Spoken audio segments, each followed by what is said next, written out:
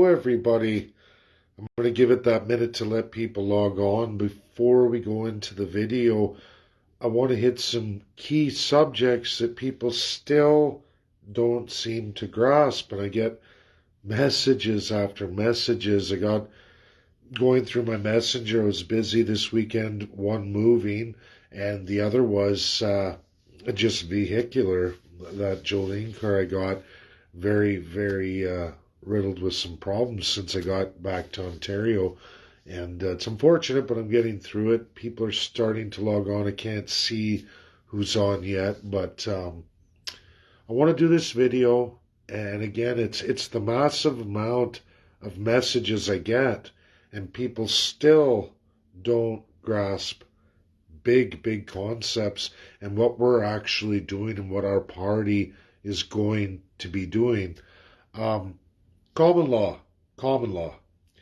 Canadians, First Peoples, common law in Canada is not the same common law as the United States of America, even the United Kingdom, and many other countries that incorporate it into their systems. Now, our common law, the law common to all, is nowhere near what it was in Roman times. It's nowhere near, again, what I said, United Kingdom, and absolutely nowhere near the United States of America. What is Canadian common law? Canadian common law is the law of precedence. Precedence. What is precedent? Well, precedent is judge rulings according to our Canadian laws. All, I repeat, everybody, all Canadian laws, whether they're federal or provincial, must be made constitutional. Courts make judgments and they make precedent law, i.e. common law Canada. We are Canadian Oxford defined, not Oxford, UK, not USA Webster, nowhere near USA Webster. You can take common law USA and put it over here, way over here, because that isn't common law in Canada, nowhere near. Now we're going to get into precedent here, folks. This is for people who still don't understand. Precedent law in Canada is the constitutional legality. What is written in our Constitution is how judges determine precedent, how they make decisions on the constitutionality of their decision. You have to read your Canadian Constitution. How you are narrated there, how laws apply to us are narrated there. First Peoples and all Canadians. That's where precedent law comes from. When people challenge decisions made by judges, they go to the Supreme Court of Canada, or if it's in a provincial jurisdiction, the Superior Court of the province or territory. It's in the jurisdiction. All those courts go through the constitutionality of a decision made. They look at a law and they apply it. They give you a precedent that has to be made constitutional. Our Constitution is the highest law of our land, Canada. They don't go to USA Constitution. They don't go to Russia Constitution. They don't go to Australia Constitution. They don't go to the United Kingdom Constitution. They go to the Constitutional Acts of Canada, and they rule that way. All judges, justices in Canada do that. That's your common law. Common to all Canadians and First Peoples in decisions made throughout the years. If a judge ruled a certain way because of the constitutional powers written in Canada, not UK, not USA, not Russia, not any other country you want to look at. People telling you this crap from all over the world and how Canada should be doing this, or it runs this way. Oh, I know, they say. I'm sorry, folks. Common law in Canada is precedent law in Canada, written in Canada's Constitution, that is nowhere even any similar to the United States Constitution. So justices making decisions here go by the constitutional acts of Canada. All relevant amendments. All laws made in Canada must be constitutional. That's reality. Alberta. Danielle Smith lied to a whole bunch of Albertans. She said, I'm going to get rid of all the fines. I'm going to end all charges against pastors, against lawyers, against all these people who did all these actions in Alberta during the pandemic. And they were charged, people thrown in jail. She promised she was going to get rid of it. She campaigned on it. Well, I have a news flash for you Canadians and First Peoples, especially Albertans. Politicians are legally and constitutionally allowed to lie to you. And they do. In Canada, especially, politicians lie their filthy faces off. It's constitutional. I've told people so many times, you want to know the truth. You want to know the truth? Pick up the phone. If it's a provincial politician, call your provincial elections office and ask them, say, are politicians legally allowed to lie to me? And they're going to tell you yes. There are no laws, no Elections Act or Financial Elections Act, two acts that govern all political parties and all campaigns and election cycles. There is no law that says anywhere that any politician has to be honest when they campaign. Danielle Smith lied her face off. People are now seeing and waking up that she is exactly like Jason Kenney. A little bit of variations. Kept the same cabinet, couple little shuffles that you're all bound to pay for forever and a day. Create new cabinet, create new privy councils. This goes on federally too, and you're paying for the rest of your life. People getting rich off your expense. That is the common law in Canada. A first, second, third class, and savage class system. Law common to all, depending on your class. You want to learn the truth of this? That's absolutely written in the Canadian Constitution. Justin Trudeau, people sharing with me online about Canada and Mexico and USA, government website, Prime Minister Justin Trudeau, equality of the person, inclusivity, all these things they're working with Mexico and USA on. Well, that's a lie. Not for USA, not for Mexico, but for Canada. There is no equality. There's definitely no inclusion because we're a class-structured system. Forever and a day.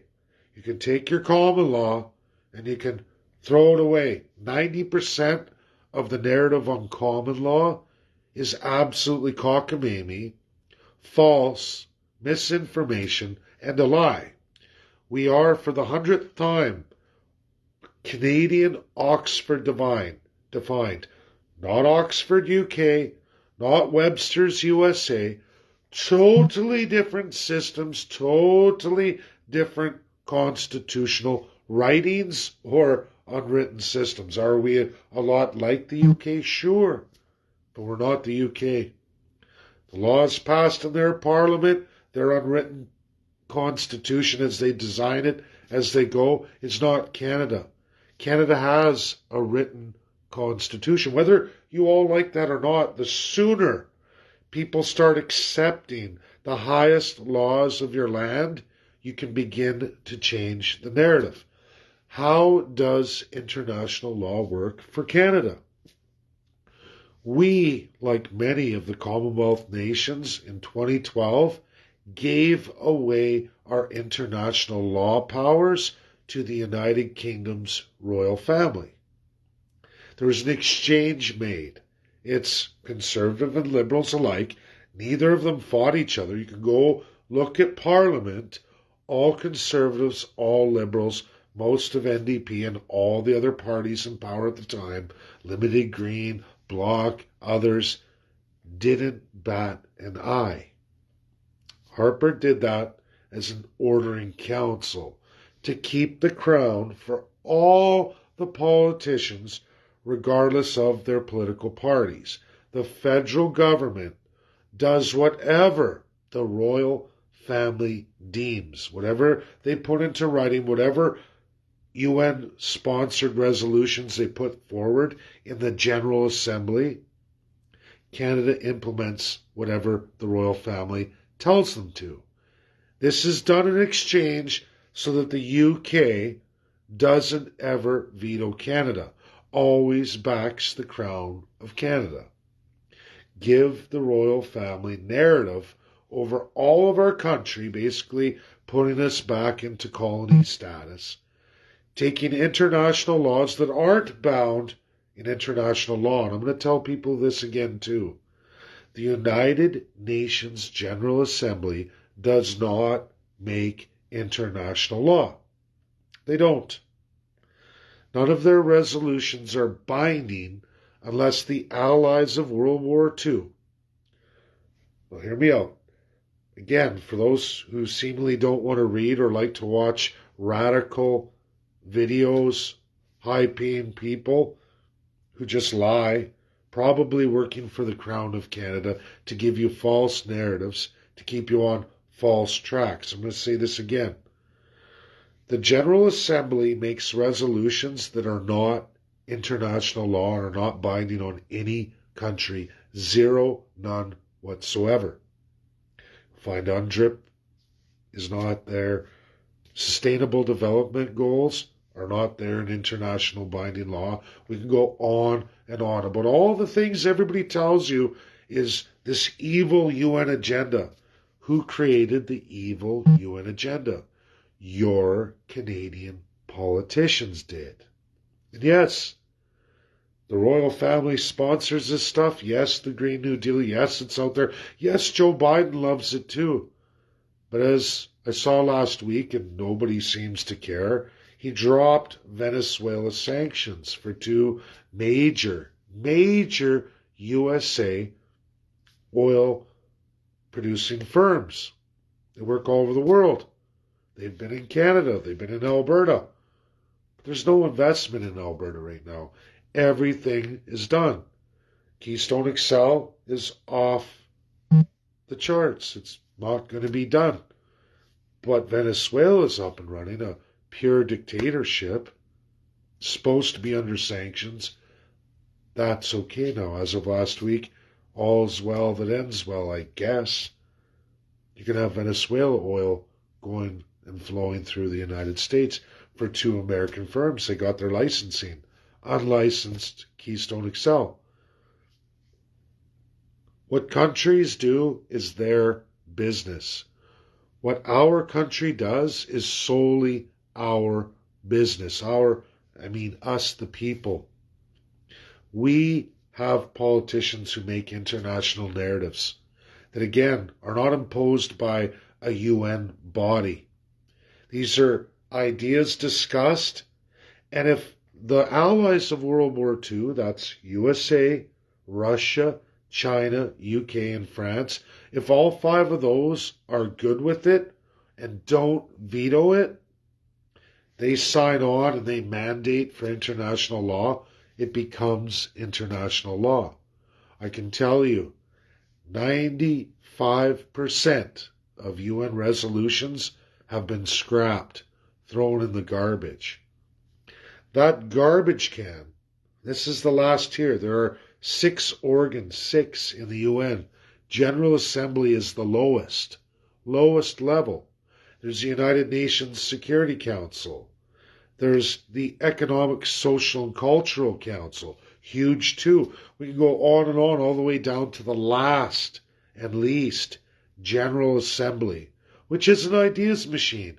Any country can make any resolution and present it. Everyone can vote for it for the 100th time, people. If you get a veto from any one of the five allies, your resolution is in the garbage. Hands down, that's it. It's garbage. Now, countries can come together. Sure, 140 some states came together on a lot of these resolutions, but not the P5. So it's not bound in international law, meaning there's no enforcement. Only your country, your politicians, enforcing it on you. And I can guarantee you, all of these resolutions people have a problem with are being enacted and forced on you by the federal and even provincial governments of different provinces. Nobody else. There's no blue helmet UN army coming to get you and change anything. If there was blue helmets to come to Canada, it will be on the grounds of genocide, of gross human rights violations. Canada has a pile in their history. Since 1952, absolutely, these laws are bound, and there's been changes throughout the decades. The 60s saw monumental changes, the 70s, bound on all the countries of the world. Canada skates under the threshold every time. Very careful to never upset the Allies of World War II. They continue with it. They know what they're doing, but they do it. It is your government. Always has been. Doesn't matter who you elect. They all get down with the crown. They get into it. They do it. They continue to do it. Why? Because our Constitution is written in a class structure that's supposed to be outlawed worldwide. We have a savage class. We have three classes of subjects. Subjects are slaves, at least in the third class. Second class gains the favor of the first class. And the first class is all those who took the knee for the royal family, who swore an oath to govern all of you in that system of absolute slavery. They get all the perks of socialism, all the perks of capitalism. You get all the negatives. That is absolutely how Canada is written. Forever and a day. It's never been amended. And it never will be as long as we stay dumbed down. We stay divided. And there are lots of issues they've successfully propagated to get people in the far right and the far left so divided so that way they can continue on as an extreme minority over a mass majority. This is the reality of Canada. And people need to wake up. People need to read their Constitution. And I get it. You were never raised with any civics. We have none. Regardless of what Ontario education tries to tell you, I've read that social studies curriculum in high school and the grade 8 one. It's shit. That's not civics. Not even close. You want to learn civics, go to the United States of America. There are no civics for countries that narrate in the crown that call people subjects. As soon as you must bend a knee to a divine human being, you don't have civics, because if they really had civics, they would tell you there is no equality of the person. There's no equal anything, nothing. There is a pyramid scheme. There's a divine human being at the top, and all those closest to them, again, get all the perks, while the slaves and the liquidable savages pay for everything. That is the truth of Canada. Learn your common law, you learn your international law.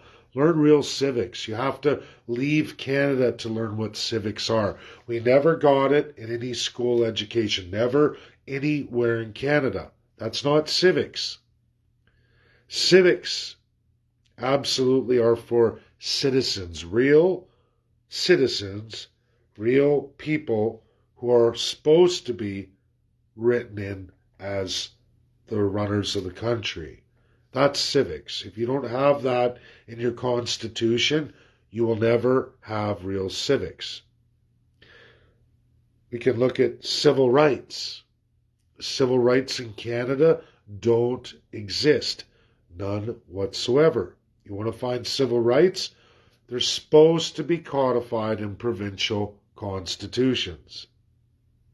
We don't have any. We only have executive crown power acts. Acts, constitutions that only talk about the extreme autocratic power of the provincial crown. That's it. How it works, how it's to be paid, how it takes the money from all of you. No accountability, no checks and balances, meaning there's no rules of governance or how to govern. They get to make it up as they go. They love that. Who wouldn't love that? Who wouldn't love that? So they agree to the federal crown, because if they don't, they lose their crown.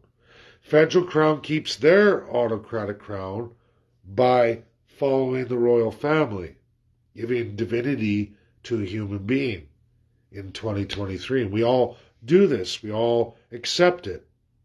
We have a Citizenship Act. I did a big presentation about the Citizenship Act. Folks, there's no citizenry in there. When you read it, you swear an oath of allegiance to the royal family. What is that? You're a subject. All immigrants who come here, who become Canadian citizens, are actually Canadian subjects. If you don't believe me, read the Oath of Allegiance. That's not a citizen. That's a lie. USA has citizens. We, the people. There's no divine politicians, no divine autocrats, no divine human beings that are at the God level. There's none of that. That is forbidden and outlawed in the United States of America. So again, their narrative in civics is real, credible, and verifiable. Canada, there is none. None. Never has been, never will be. People ask about First Peoples. They say, why do we have to give land back to the First Peoples? I've got messages from people, same old, oh, I don't want to give anything. It's like, why do we have to be unequal? Why do First Peoples have to be placed on 0.2% of Canada? Why do third-class citizens only enjoy 9% of the country? Folks, there's no other country in the world like that. Besides Australia and New Zealand, I haven't measured out their lands and designations, but I believe Canada's worse. But besides those three countries, there's no other country in the world that does what's done in Canada. You will find there's no other country in the world besides island states who overvalue property because they only release a tiny amount.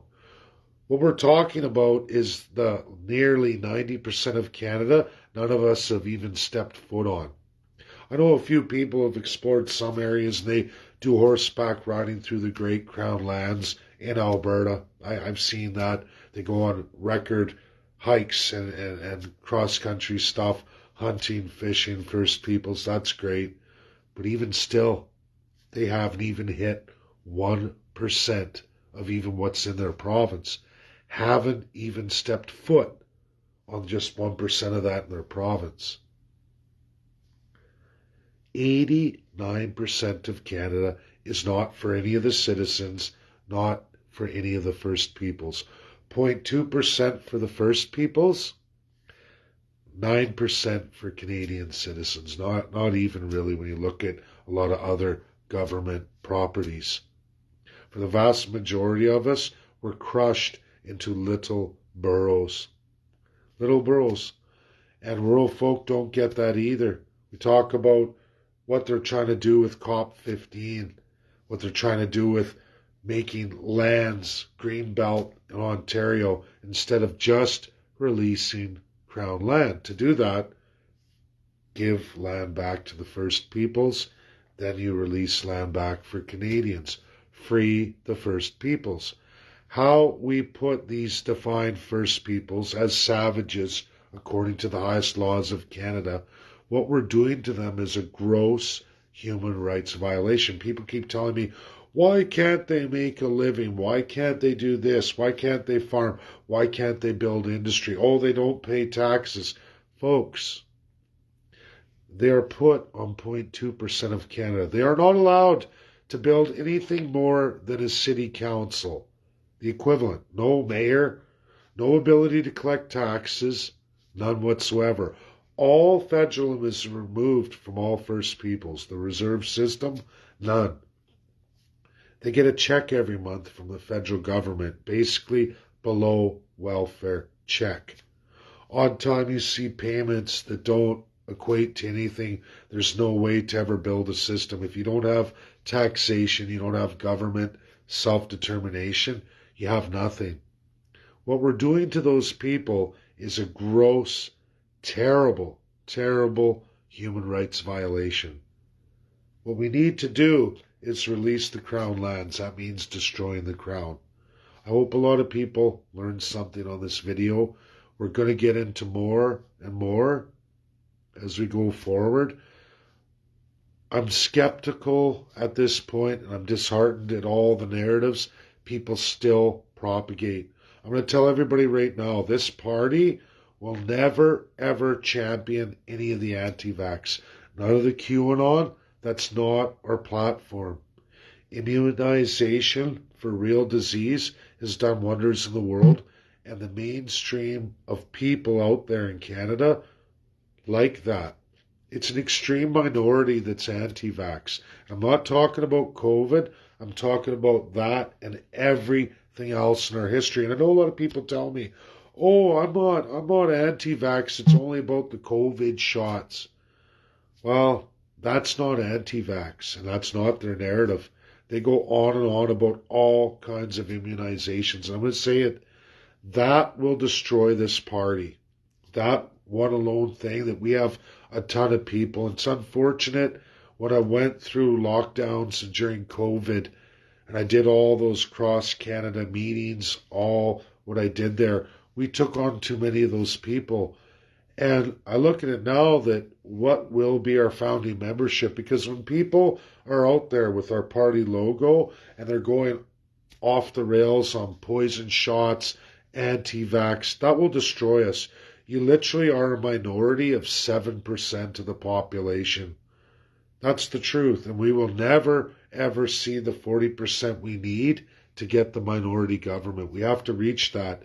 And those kind of policies in platform will destroy us. We will never get anywhere. I don't want to be the People's Party of Canada. I don't want to be anything but a minority government, meaning taking a minority of the population and working that out. That means settling all the claims, going forward that way. We're going to see in the coming weeks as we get these commissions off the ground. I've been delayed a few weeks. I have things to do with New York that I want to do live. I have Texas in March. Everyone's going to see that. And we are going forward with this party. It's starting. And there's things that we can't take with us. We can't. It's garbage that divides parties and peoples. That's the truth. We don't want to get into that. We have one narrative. Destroy the Crown. Free the people of Canada. We the people. We're not we the people when it's extreme policies, right or left or cockamamie, built on lies, misinformation, disinformation. You chase away the majority of the population. I'm sorry for folks who buy into all these narratives. Oh, I don't need this, I don't need that. Tuberculosis. First Peoples who talk about anti-vax. Tuberculosis killed a pile of First Peoples. It was used as a weapon of genocide. Immunization cures tuberculosis. Polio. AIDS blockers, AIDS meds, there's all kinds of stuff. All viruses and bacteria are different. All are different. COVID is real. It is problematic. It adds to the list of so many diseases we already have, folks. It adds to the list. Is it the end-all and be-all? No, we're endemic. But there's always going to be a small percentage of the population that, whether they're vaccinated or not, their immune systems just can't take it. This is influenza and many, many other diseases. There's whole families of the biome of diseases that'll can get us. Cancer's rampant.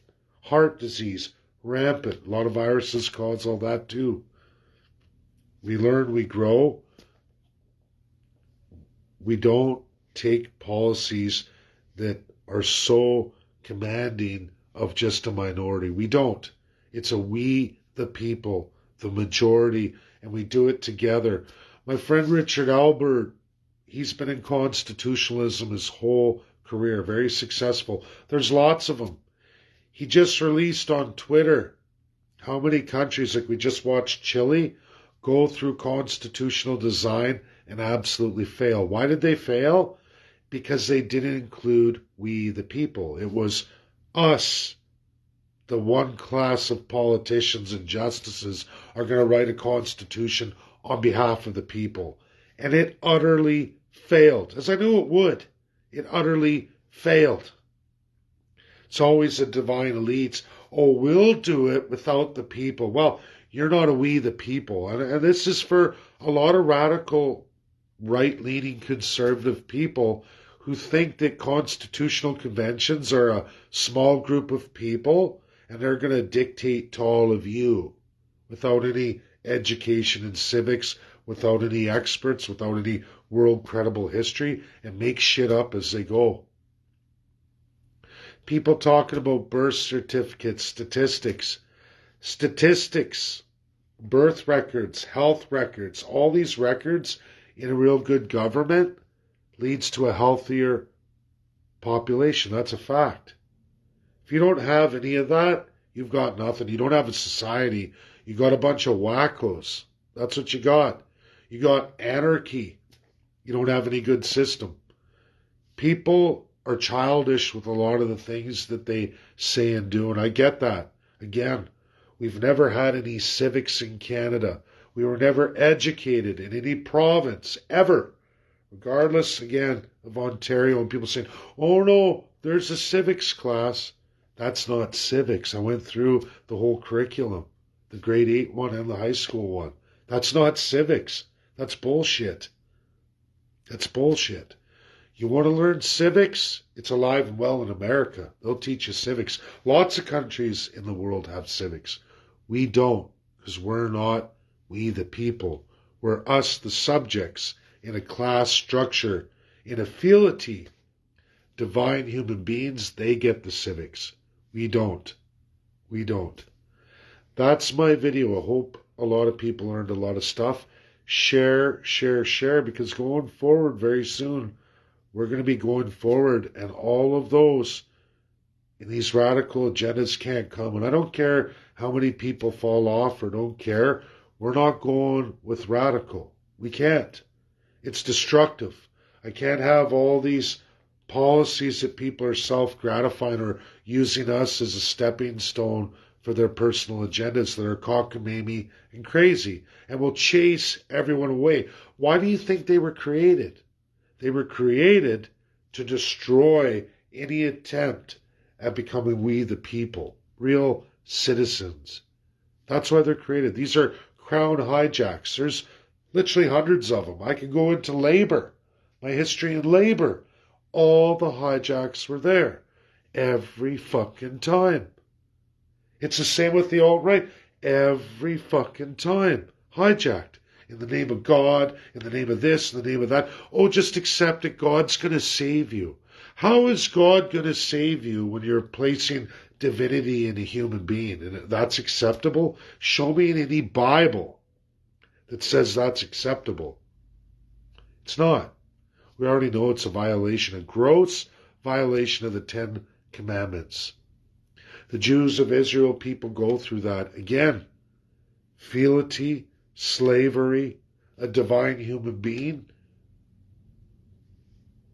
The 10 Commandments said, thou shalt not ever place divinity in a human being. Why do you think that was an important law?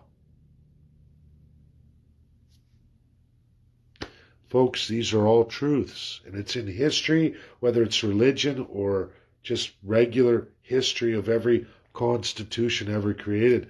Richard gives you the history of constitutions in the world. They're very new. They're very new, but they're the highest laws. Countries that empower the people do the best. Those who don't are garbage. Third world. That's where we're going. This system doesn't work, and we have to fight it. That's my video. Thank you, everybody. Good night.